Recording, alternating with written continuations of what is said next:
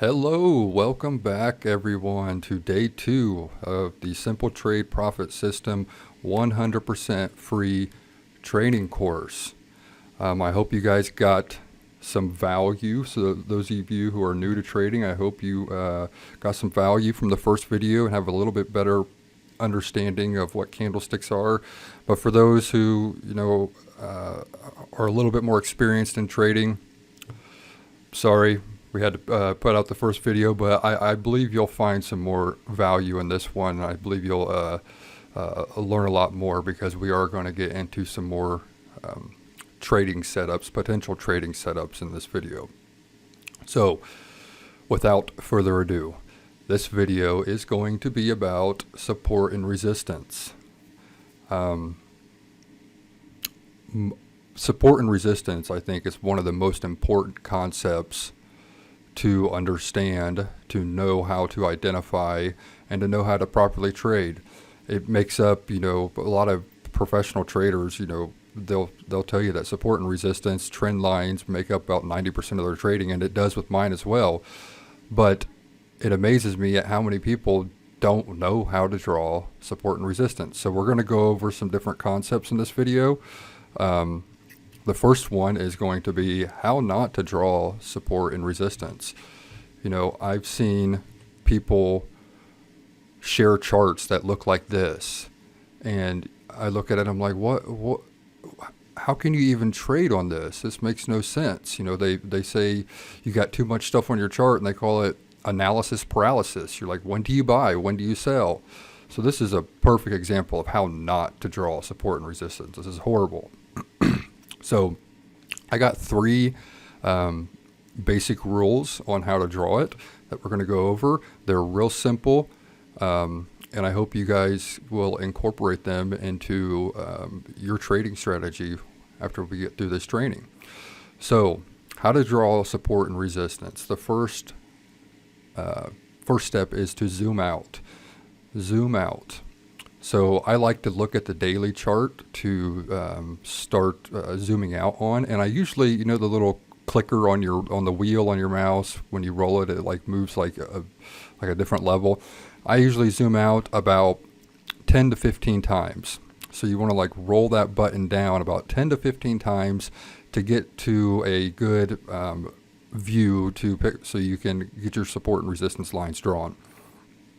The second step is to draw the most obvious levels. I'll see people sit and stare at a chart for 15 minutes. Is this support? Is it resistance? If you're not sure, then move on and draw the most obvious ones, because believe me, there's going to be plenty of them. And then the final step is going to be adjust those lines that you drew so that they get the most touches. And I'm going to explain this because we're going to go over the chart. I'm going to go to the Bitcoin chart, draw some support and resistance, and explain what I mean by adjusting to get the most touches. So let's head over to the chart. So here we are on Bitcoin. If you have stuff drawn already, delete everything you have on there, and let's practice how to do this. I'm on the daily right now. You can see with the D up here. I usually right click, go to reset chart, because if I move it around, reset it, it comes back to like the default view. So what we're going to do is I'm going to scroll my mouse down about 15 times. Step 1, zoom out.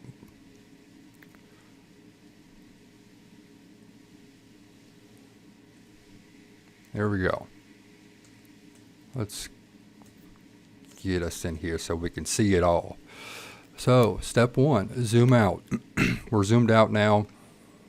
And, we could go all the way back to 2008, but I'm more interested in recent price action, recent areas of price. So step 1, zoom out. Step 2, we're going to draw the most obvious levels. So I'm going to go over here to this little arrow, get my horizontal line, and I'm going to start drawing the most obvious levels. This looks like an obvious level to me. So what you're looking for is areas on the chart where price has either been supported, meaning price came down and went back up, a line that supported it, or an area that it was resisted, meaning it came up and was resisted at a certain price and was forced to come back down. So we're looking for areas of prices being supported and prices being resisted. So we can see right here, price came down and went back up, came down again, went back up. So we have an area of support here. So I'm going to go through and draw some obvious levels. Looks like we have maybe a resistance here. We have an obvious one right here. Can you guys see why I'm drawing this? Look at how price was supported here. We have one right here. And it might look a little cluttered at first, but when we zoom in, it won't be that bad. So I'm going to draw one right here. And we could really go all the way up or all the way down the chart, but I'm looking for more like the recent stuff in this area. So that looks like enough, because we're just drawing the obvious levels, and I wanted to teach you guys the concept of adjusting them. So now we're going to zoom in, because I'm going to adjust these so that they get the most touches. You know, I'll see traders that will, for example, this line right here, that will have their line on the most extreme end of price right here, which is good and all.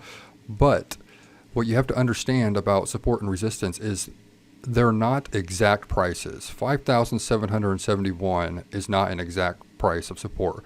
They are areas, they are zones, ranges of support, meaning that when price comes down to this level, buyers come in. They don't all have buys right at 5,771. Some of them might have 5,924, whatever. It's an area of support. So I want to adjust this line, my support line, so that it gets the most touches. So I'm going to move it up just a little bit, so that way I get one touch here, two touches, 3, 4, and we probably have some over here, 5, and 6. So I adjusted that so that it gets the most touches. Let's move this one down just a little bit so that we get this touch here. So we have 1, 2. We have a little bit of a fake breakout there. 3, and it was touched over here. Okay, so this one looks to be, so we got our touch here, we got some touches in there and here, we got one here, we've gotten this one, through out here, and then it broke through over here, and then this top one. So you can see, for example, let's look at these three lines right here. I'm not going to move it all the way down here to the most extreme. I want to move it to an area, to a price that has been touched the most time. So I'm going to move it up a little bit so that we get this touch, this touch, this touch, this touch, and this touch. So we can, like I said, we can keep going up. I can keep setting more and more plots, more and more lines, but price isn't up there right now. So I'm going to focus in the area where price has traded more recently. So these look like some, we can put another one actually right in here. So we get some touches here, we got a touch right there, and we have more recent ones here where it has been supported as well. So step 1, zoom out, draw the most obvious levels, and then adjust them. That's a big part. Adjust them so that they get the most touches. Now, let's say, for example, we have a line drawn on the chart, and if I move it down, it touches back in the past, but if I move it up, it touches more recently. Well, I want to get the most recent touch. I want it to touch where price has been more recently within the past few months or so. Is it support because it was touched over here as well? Yes, but I'm looking at the most recent price action. So those are our 3 steps, real simple. And we're going to get into how to really trade these because it is a big part of everybody's trading, support and resistance. But in order to trade them, you need to know how to draw them first. So draw your most obvious levels. There's more on here. We could draw one right here. And the reason why I draw it there is, look, I got this touch here. I get this touch. I get this touch. I get this one. I get this one. I almost get this one. I get this one right here. And a little bit of a reaction here as well. And right here. So there's several more. We could draw more. But I don't want to clutter my chart so much that I don't have any idea what to do. So, yeah, you guys focus on, go to a few different charts, go to different coins, go to Ethereum, practice drawing them, and adjusting them so that they get the most touches. So now that we have an understanding of how to draw them, let's talk about, what to do with them in terms of trading them. There's a couple different ways to trade support and resistance. You can trade it as a reversal, meaning price comes up to resistance and reverses, or price comes down to support and reverses back up as well. So let's talk about trading reversals on support and resistance levels. And let's talk about why many traders fail at it, and what we're going to do, what we're going to talk about in this training so that you guys have a more success trading reversals on support and resistance. So the first thing you want to look for when you're looking at support and resistance is price moving up to it or down to it and how it looks. So we want to see strong moves into the market structure being that support or resistance. We want to see strong, big-bodied, remember the bodies of the candles, big-bodied candles into that market structure. We don't want to see, a choppy move into it. So let me pull out my pen here and show you. So let's say we have resistance here and we have support here. We want to see strong, big moves into it for a couple different reasons. First thing is when price moves quickly into a resistance zone, you get a lot of people that FOMO in and they're like, oh my gosh, Bitcoin's going to go to the moon. And they all start buying and buying. And you may end up with a long wick and it gets strongly rejected. And let's say these people that FOMO in, that buy in, they may set their stop loss right underneath the resistance, or they may set it in the middle of the range, or they may be conservative and set it down at the bottom. Well, as price comes back down, it's going to hit these people's stop losses,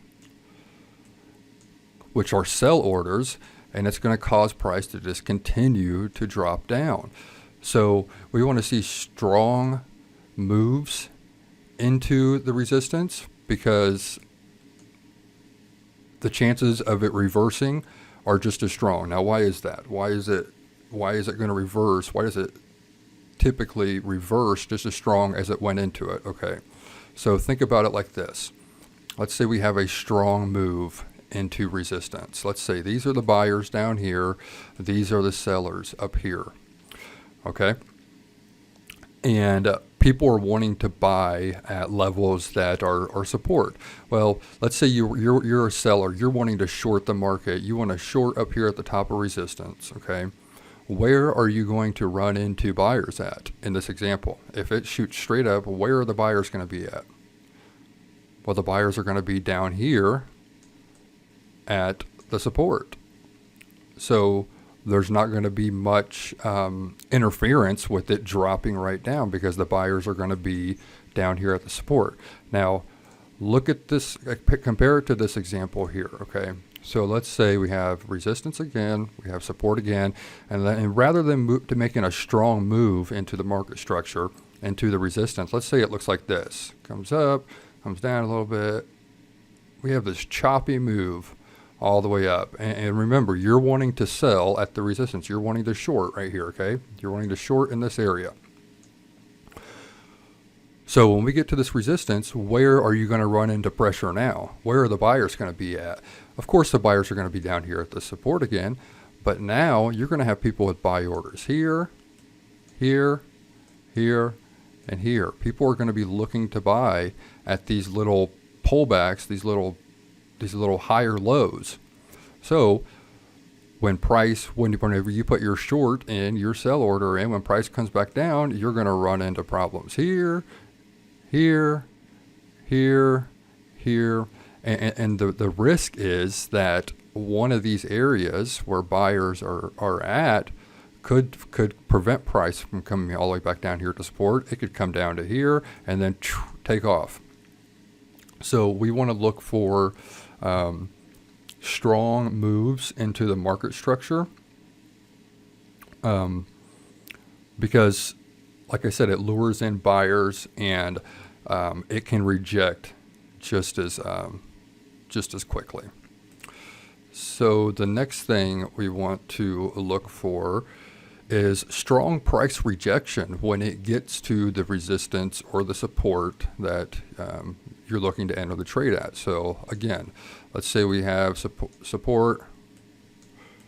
Oh, my drawing is horrible. Resistance. You're wanting to, let's say you're wanting to buy at the support again, okay?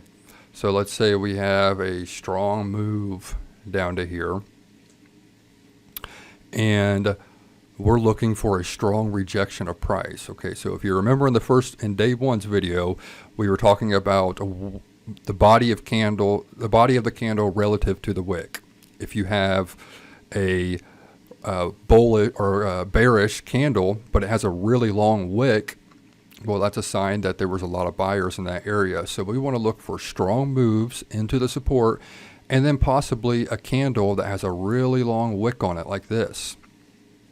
That means that buyers are forcing price right back up. So we had a strong move into it. We had a candle that had a really long wick on it. That is a very good sign for us to start our buy order here. And it's a very good sign that price will reverse just as quickly, just as strongly back to the resistance area. And the third thing that we want to look for is the larger the candles, the better.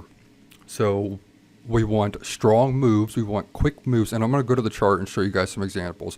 We want strong, quick moves, but we want big candles too. We want candles, let's say we're going to sell at the resistance. So we got a strong move up. We want to enter a short here. I want candles that have big bodies on them, that are moving up like that all along here. I want to see those candles, because when that reverses, because we're trading the reversal, and then at the very top, so we have big candles like that, and then the candle at the top, if you see something like this, that is a nice looking trade setup. So we have this candle up here at the top, we have these candles all along the step up. And if you have big candles like that, depending on how big of a gap there is between the support and resistance, it would only take a few of those candles. So we have strong price into the market structure. We have strong rejection, so we can check off number one, check off number two, and we have large, big-bodied candles heading into it. So let's go look at the chart now, and I'm going to show you guys some examples of this. All right, here we are, guys. So I've highlighted a few areas that I want to show you that are examples of what we want to see and what we don't want to see when we are trading reversals on support and resistance. So let's look at this area inside this yellow rectangle here. Let's say this is a support, and it very well probably is a support. Looks like it. So let's say this is a support area right here. Let's make it a little easier to see. Let's remove this. So price is coming down. We want to buy at this support area. Well, look at how price came down. I mean, it started off strong. We did start to have a strong movement, but we had buyers come in right here, pushed price up, came down. Then we started getting these really small candles. These aren't the big body candles that we wanted to see and that we were seeing at the beginning. It comes down, buyers push it back up again, and then we start to get these little body candles, and we're wanting to buy at the support. Well, this is not a good time. I wouldn't buy at this support. Even though it is support, I wouldn't want to buy it because we came down in this kind of zigzag laddered formation, and look what happened whenever the reverse started. So had all the candles been like this straight down, we would have had candles like this straight back up. But look at what happens. We come up here, sellers come in right here at this area, push price back down, come up, sellers come in again. That was over here in this area, push price back down, come up again. And before we even get all, let's say this is the resistance up here, before we even get all the way back up to the resistance, it totally rejects it. Those sellers came in strong right here and drove price right back down. So that is an example of where I would not want to buy the support. So keep that one in mind and look at this example now. Look at this. Again, let's say this is remember, we're going to get the most touches. So I'm going to move it up right here. So we have this touch, this touch, this touch. A fake little breakout, this touch, this touch. So look at, and let's say this is the resistance up here. And we want to sell. We want to put a short order in up here at this resistance, okay? Look at how price moved into the market structure. Look at how price moved into this resistance right here. Look at these big bodied candles. Very little resistance on the way up there. We had a little bit of a hang up right here. Other than that, we flew right into this resistance.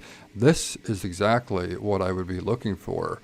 And look at how price reversed. Look at how strong it reversed. Other than these few candles here and this little baby one here, price moved down, got rejected just as quickly. So we essentially, the only thing we couldn't check off our list that we didn't see is a long wick candle.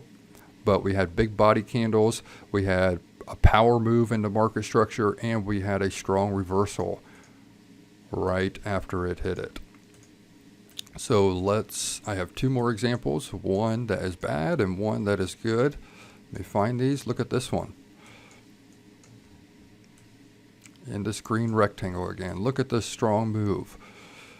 Strong move. Let's say this is the resistance. We had a strong move into that resistance, and we had quick rejection. And look at this, this long wick means that price was down here at one point.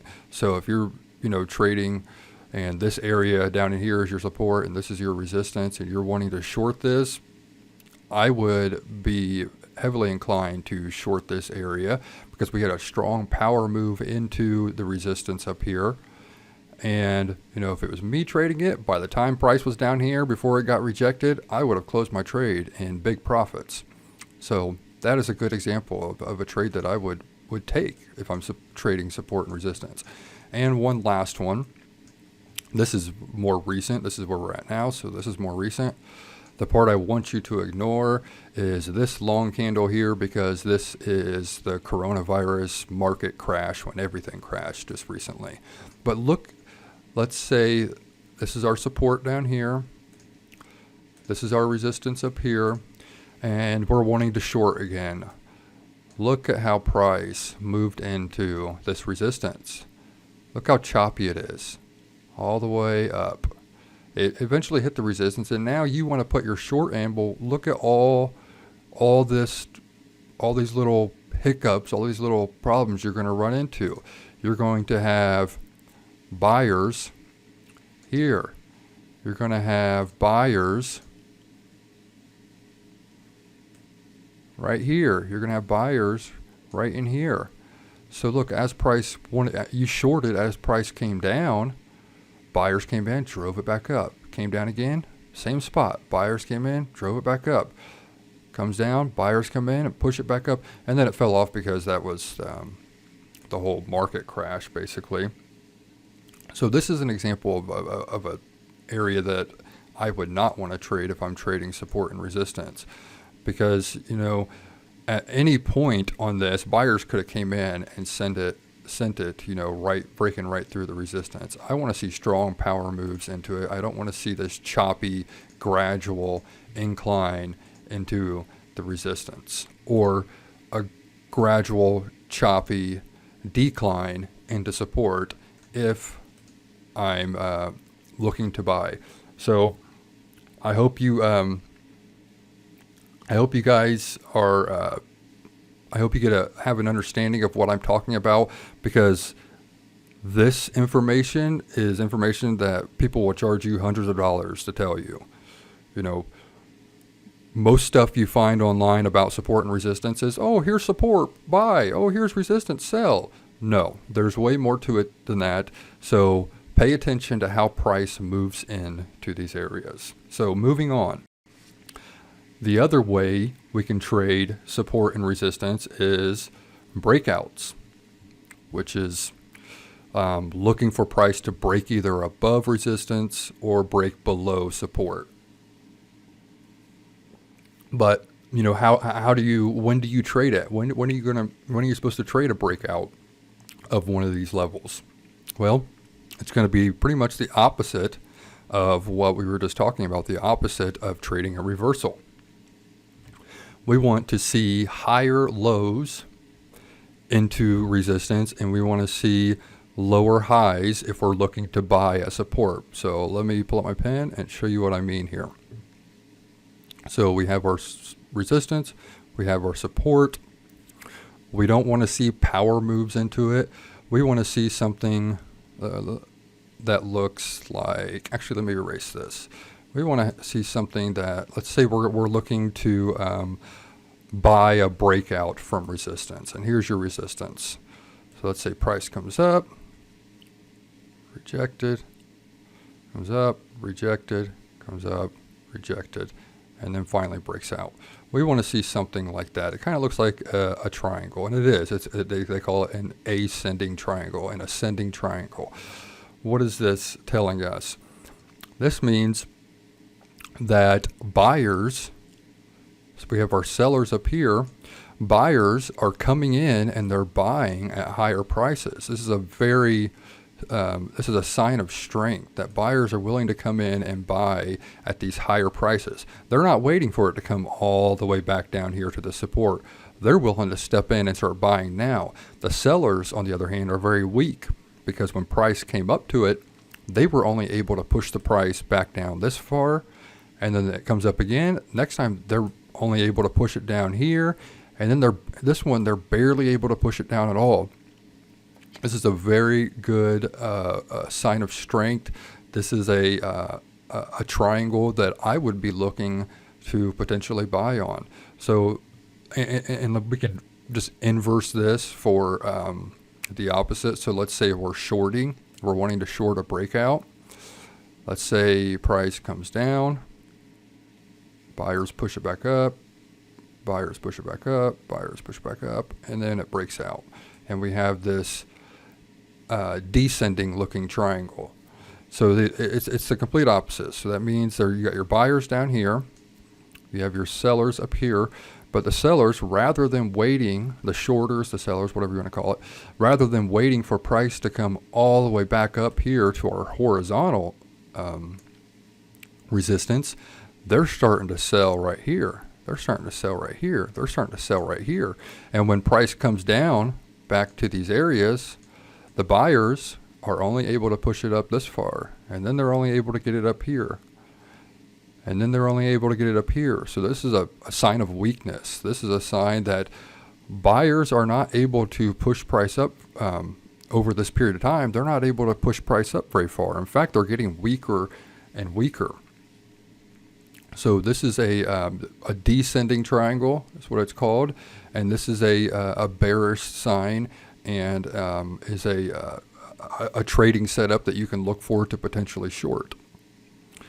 And then the final breakout strategy that you can incorporate is build up or accumulation.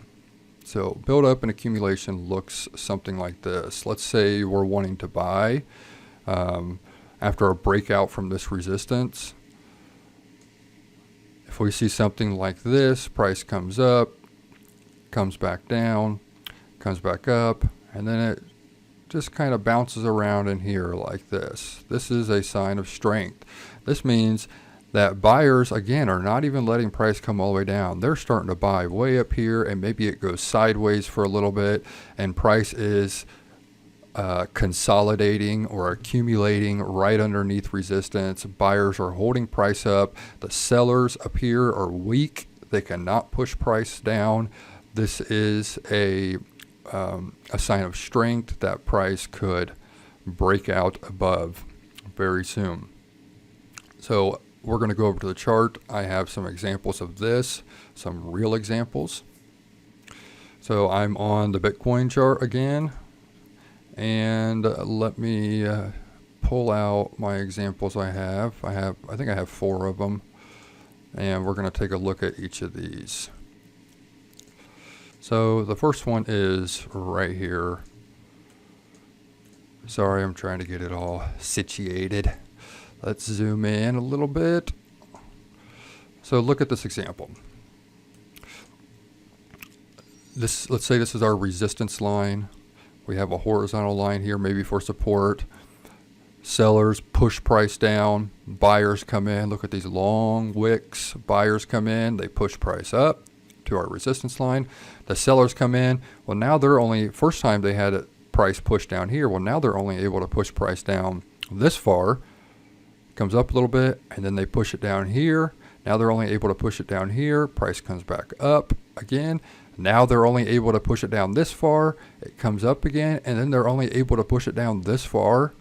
So you see this sloping line showing that sellers are not able to push price down very far. This is a very a good sign of strength, and look at what happened. Once we broke out of it, we went way up. So there is this is an ascending triangle, ascending triangle. So let's look at a couple more. Just give me a minute to get them pulled up. Here's one. This one is a descending triangle. This is a very good example. Let's zoom in here and look. So we had sellers come in, drive price down here to our support. Buyers come in. They push it up. The sellers force it back down just a little bit. And then, so the buyers come in. They're able to get it up here. And the sellers push it back down. So first, the buyers were able to get price up here. The second time, they're only able to get it up this high. Then the buyers come in again right here on our horizontal line, and look at how far they're able to get it. Well, now they barely even got it up at all, and eventually price breaks out to the downside for a nice trade. So this is a very weak sign.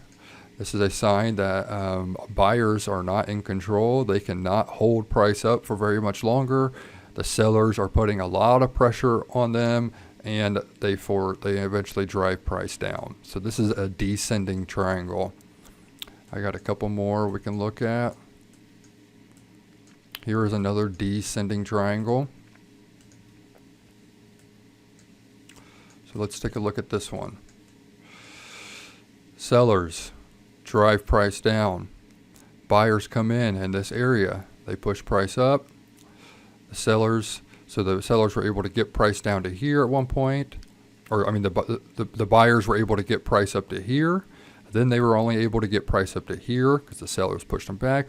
Then they're only able to get price up to here. Then they're barely able to get it up at all. And then finally a strong breakout to the downside. Another very weak sign, another sign that the sellers are definitely the bearers are definitely in control. The buyers cannot hold price up for very much longer, and it finally breaks out. perfect textbook example of a trade setup. If this was happening in real time, I would be keeping a strong eye on it, and would be looking for an area to enter this trade in. So I think I have one more, maybe.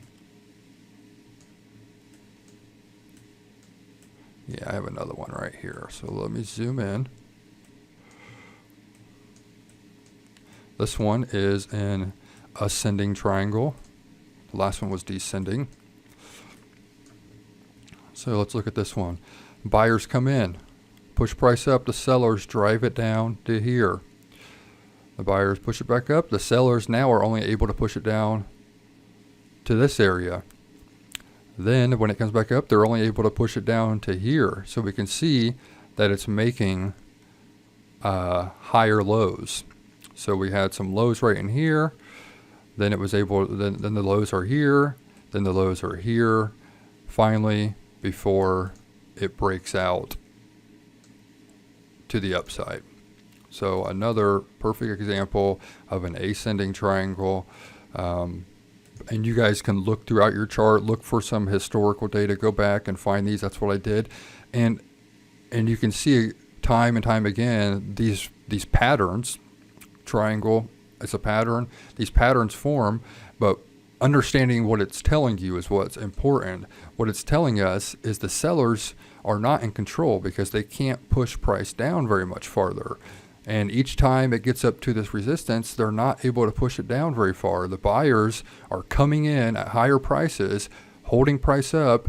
The sellers are getting weak, and they're eventually going to be overtaken, and the buyers are going to drive the price up.